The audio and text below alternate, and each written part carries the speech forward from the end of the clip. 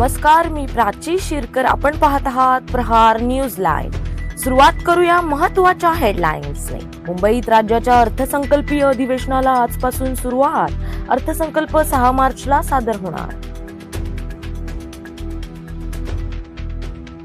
अर्थसंकल्पीय अधिवेशनात मुख्यमंत्री फडणवीस अर्थसंकल्प सादर करणार. उपमुख्यमंत्री शिंदेंनी दिली माहिती. अजित पवारांच्या निधनानंतरचे राज्याचे पहिले अर्थसंकल्पीय अधिवेशन. अधिवेशनात काय होणार यावरून चर्चेला उधाण. सुनेत्रा पवार पहिल्यांदाच अधिवेशनाला सामोऱ्या जाणार. उपमुख्यमंत्री म्हणून सभागृहात बसणार.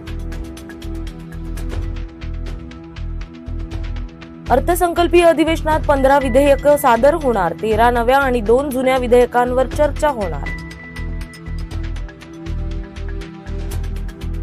अधिवेशनासाठी महायुती सरकार सज्ज.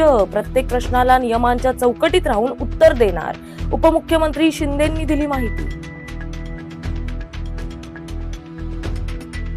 अधिवेशनाआधीच मवियाचा संसार विस्कटल्याची चर्चा. रविवारच्या पत्रकार परिषदेला शरद पवार गटाची अनुपस्थिती. अधिवेशनाच्या माध्यमातून राज्याच्या विकासाला गती देणार. सभागृहात सकारात्मक चर्चा करणार. मुख्यमंत्र्यांनी दिली माहिती. शेतकऱ्यांचे प्रश्न, महिला आणि मुलांची सुरक्षा, कायदा सुव्यवस्था, राज्याची आर्थिक स्थिती यावर अधिवेशनात सविस्तर चर्चा होण्याची शक्यता.